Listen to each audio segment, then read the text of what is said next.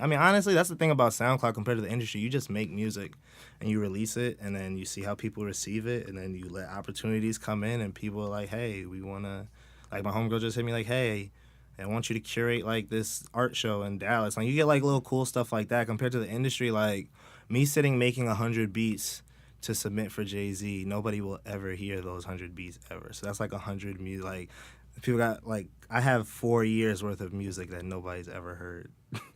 Like and that nobody will ever probably hear now because it's old and I lost session file. I can't like update it and I'm embarrassed. They sound like shitty. But like I have so much music that just never gets used. Like never like and I always think about like man, think about like an artist will make like 300 songs for an album. And then it's like how many songs make an album? All that rest of that music is gone. And it's like, it's really up to somebody else's opinion. They could have trashed away like a classic hit record that nobody will ever get to hear just because people are stingy with their music. Like they just, in the music industry, they'll create a mass, like they'll just make 500 songs and they'll cut it down to 300 and they'll cut it down to 100 and they'll cut it down. Like, but think about how much music, like who's really deciding what is dope and what's not. Like, you don't know. They could have, and that's why this whole like new wave of just people just releasing music is so much better because you let people decide what. People decide what songs are dope. You don't really hold that like bias because everybody's biased towards things that they like. Sometimes things that you like people hate, and sometimes things that you hate, which I find more often than not the songs that I don't. I like all my songs, but the songs that I'm like, oh okay, this is cool. Those are the songs people are like, oh my god, this is amazing. And the songs I'm like, man, this is killing. I just killed it. And people are like, nice, cool, dope, like, good job. I just like the idea of having like alternate versions of songs, and then you don't even necessarily have to release it, but like when you play live, I always like when a band changes, sort of how the song is structured or whatever, because it's like if you want to hear the song the way it was recorded, just listen to it on the album. Exactly. Well, that's also another thing where, looking back and having time now, seeing that we are a band that has multiple versions of songs that nobody ever hears, I think we probably have even more multiple versions than most bands. Even just going through like one thing when we were in the van, there's so many different versions of it that were so different. That song Dark Skies, we did like 20 different versions of that song.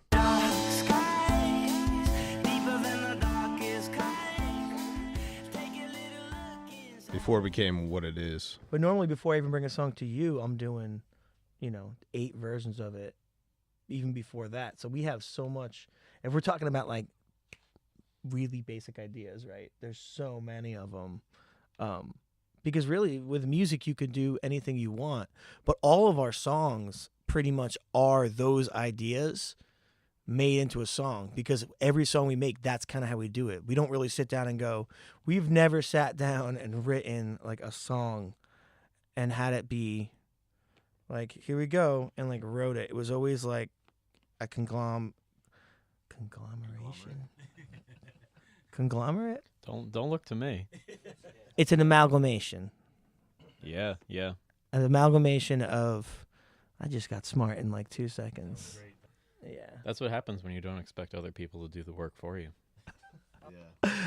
Either way, our songs are kind of like an amalgamation of all these parts that we had previously. And even now, there's stuff we're working on for the new record that is a part that I never, like, I'm a hoarder of parts where I'll just keep them around and then I'll wait until they fit perfectly in something. You know what I mean? So that's kind of what all of our songs were like. When I first started producing, let's say in the top 40 world, it was weird for me because it's like trying to put a cube into a circular hole. It's like shit just does not work. And like literally, that's probably the best analogy I have for it, because mind you, I was around a bunch of really talented producers, singers, and songwriters. Ty Dolla $ign, most notably. We were both in Drugs, aka Spaced Out Studios. That's what this tattoo is right here. And like, we're all talented musicians. We all like started off making things that was like, this is a culmination of all of my talents in one song here, Yeah. And then after a while, I was like, but I'm not able to buy top ramen, let alone a meal after doing all of this beautiful music. So what do? Top 40, right? So I just became really discouraged to see a lot of these talented musicians that I knew of like really succumbing to, yo, I got to make that dollar. So let me just do a couple of, make that lollipop joints and we're in there. And for me, I was like, nah, because I just don't really believe that I'm placed here for that. A lot of people, a lot of people don't believe in anything. But for me, I do believe that there is a God, and I believe that you're put here for a purpose. Now, I was lucky enough to be able to identify with my purpose at a very young age. So I've always been a stickler about I'm not going to compromise my art for just whatever, just because I need $1 or, something like that. Because due diligence is rewarded. I mean, the same reason why you speaking to me right now, because I kept that view. Like, I'm not going to switch it up. I'd always loved like every form of music growing up, but my main stuff was always just like rap music and alternative music. So I would just be listening to like 3 6 Mafia, Outkast, but then Nirvana and Radiohead. Like, that's legit all I ever listened to. Right. And I guess it kind of just translates into the music that I make as like an artist. It's kind of no surprise that this generation, and kind of the one like right behind us, grew up with that. And so as we get to our mid-20s and 30s, that's when you hear the sound kind of emerging. Yeah, it's totally a 90s thing going on right now too. Everybody making stuff is really influenced by the 90s. So that's it. It was it was interesting. When I made my last album called Thinking Out Loud, the one song on there, Atonement, that ended up getting the most like love, I played that for 3 years ago, and A&Rs were just like, I don't like it. And then like a year later, that's crazy. The year later, the new squad of A&Rs was like, oh, this sounds like the 90s. This is pretty cool. But we're not going to sign it though. And then like a year after that, the new squad of A&Rs was like, I love this. This sounds exactly like the 90s, man. This is amazing. Like, let's put this out. So it's like just takes time. You make music and it's just not, the public isn't ready to hear it yet or something. So you probably don't have a whole lot of lost ideas that... Oh, you'd be surprised. Really? Yeah. You'd be surprised, man. I mean, the one that I saw was going to be called The Master Hand, I think.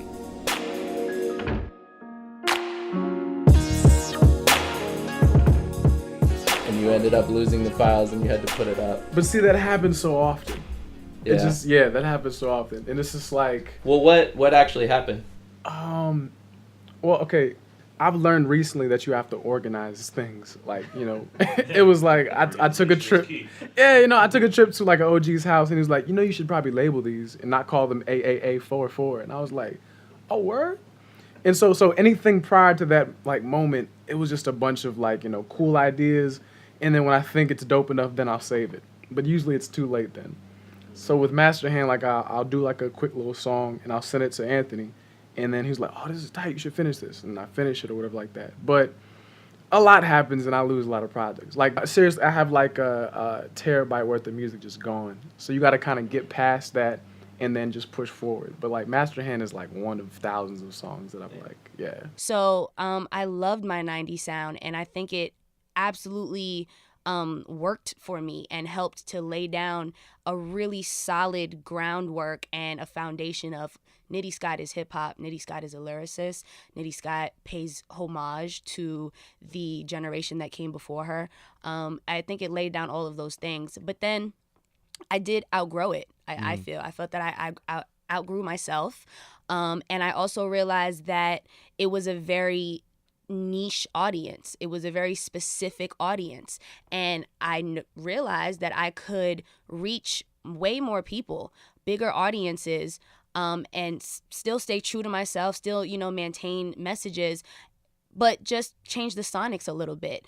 And I have lots of records where I feel like I had hooks and verses and bars, for days, and had it been maybe a simple change in the sonics, it could have just appealed to just a wider group of people. And I don't regret that at all, because like I said, it was my zone that I was in at that time. But I didn't want to commit to it to the point that people started to feel like I belong in the underground and I'm not capable of producing a variety of records and sounds. And that's kind of what happened with the boom bap thing.